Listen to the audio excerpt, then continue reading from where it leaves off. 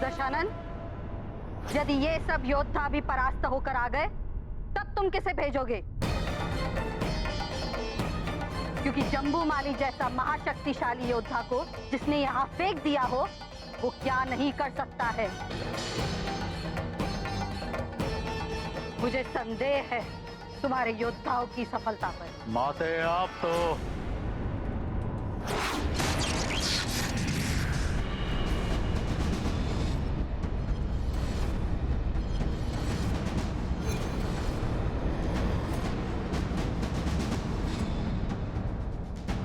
देख लिया रावण। अब बताओ, अब किसे मरने के लिए भेजना चाहोगे तुम?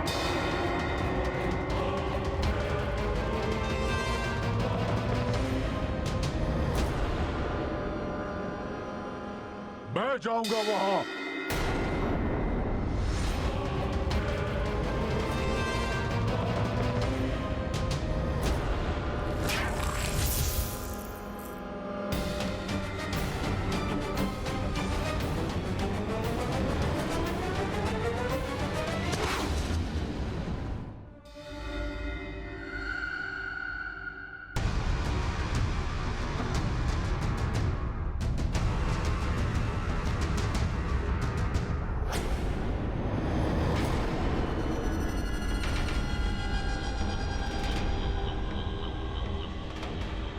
मैं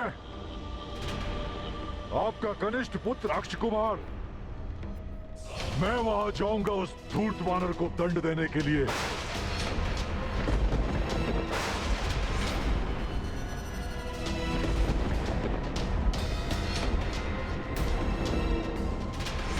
और आप देखिएगा पिताश्री कि कितने शीघ्र वो दंड वानर आपके इन्हीं चरणों में हाथ बंधा पड़ा होगा। बस अब आप मुझे आज्ञा दीजिए। मेरी ये भुजाएं उस वानर को कठोर दंड देने के लिए तड़प रही हैं।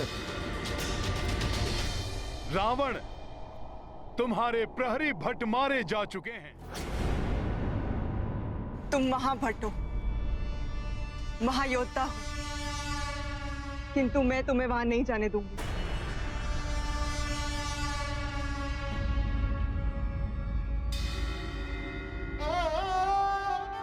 स्वामी, मैं आपसे विनती करती हूँ, मेरी बात मान लीजिए। अक्ष कुमार को वहां जाने की आज्ञा मत दीजिए। अपने पुत्र को काल के गाल में मत भेजिए। महारानी मंदोदरी, ऐसा मत कीजिए स्वामी। अक्ष कुमार की आयु तो देखिए। तरुणावस्था ने अभी इसके जीवन में आरंभ ही किया है। इसके जीवन की ज्योति उस वानर रूपी मृत्यु की आंधी को सहन नहीं कर पाएगी।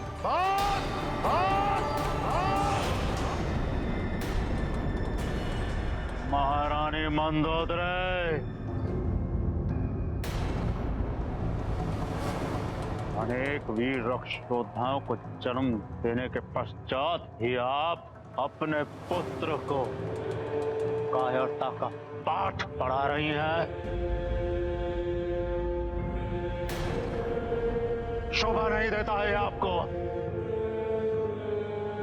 ये हमारे पुत्र के मस्तक पर तिलक लगाइए और भेज दो अपने पुत्र को मृत्यु के मुख में। माते, ये क्या कह रही हैं आप? 3 लोगों पर रक्ष परचम फहराने का आपका वो स्वप्न इस प्रकार पूरा होगा? भला लंकेश की माता कब से भयभीत होने लग गई? जब से तुम्हारी दृष्टि में राक्षसों का हित गौड़ हो गया है और तुम्हारा निजी सुख सर्वप्रिय हो गया है। इसी का परिणाम है कि वो एक वानर जो अवश्य ही सीता के पति का दूत है, तुम्हारे समक्ष एक चुनौती बनकर खड़ा हो गया है।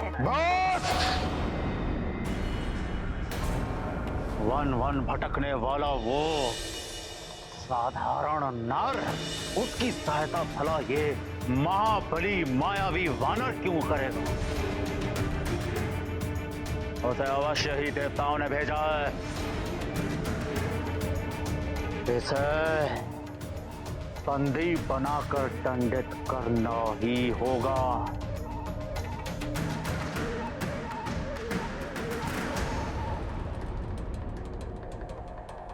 अक्ष कुमार, मेरे पुत्र, जाओ और जाकर उस धूर्त वानर को पेड़ियां बांध कर यहां लेकर आओ। ये तुम्हारे पिता का आदेश है, पिता का आदेश है।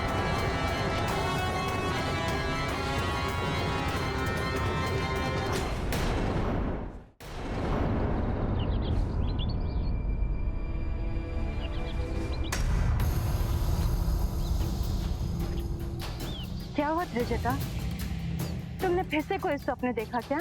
स्वप्न तो नहीं अन्ना, हाँ कुछ आभास हो रहा है। आभास? किंतु कैसा आभास? प्रतीत हो रहा है कि लंकेश वानर को पकड़ने के लिए किसी महत्वपूर्ण एवं महाबली योद्धा को भेजने वाले हैं।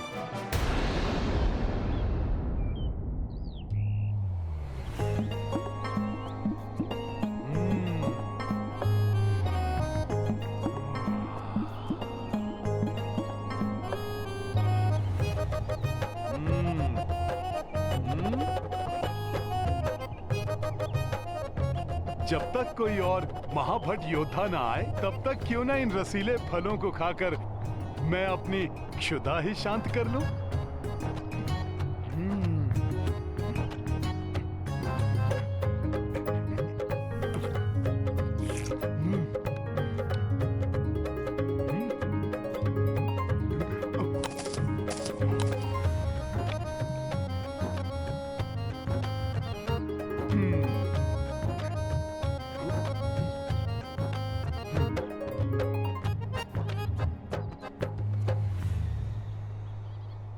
प्रतीत हो रहा है इस बार कुछ अत्यधिक ही विचार विमर्श किया जा रहा है, इसीलिए इतना विलंब हो रहा है। अच्छा है, कोई महाभट योद्धा आएगा तो युद्ध करने का भी कुछ आनंद आएगा। चाहे कोई भी योद्धा क्यों ना आ जाए, किंतु मुझे पूर्ण विश्वास है कि वो महाबली वानर उसे भी परास्त कर देगा। जैसे विकराल जम्बूमाली सेनापति प्रस्थ के 8 पुत्र और लंका के अनेकों सेनापति उस वानर के प्रहार के सामने धराशायी हो गए हैं। श्री रामदूत हनुमान यहाँ से जाने से पूर्व उस राक्षस राज रावण को मेरे स्वामी प्रभु श्री राम की शक्ति का आभास भली भांति करा देना चाहते हैं। जैसी आपकी आज्ञा होगी पिताश्री, वैसा ही होगा। आप देखिएगा कैसे मैं उस धूर्त वानर को बंदी बना के लंका की गलियों से घसीटते हुए, कोड़े मारते हुए आपके इन्हीं चरणों में लाके पटक दूंगा। और पूरी लंका ये देखेगी, यदि लंकेश के विरुद्ध कोई शीश उठाता है तो उनका ये पुत्र अक्ष कुमार उनकी क्या दुर्दशा करता है। वाह पुत्र अक्ष कुमार, वाह! देखा मंदोदरी, ऐसा कहते हैं महाबली पिता का महावीर पुत्र।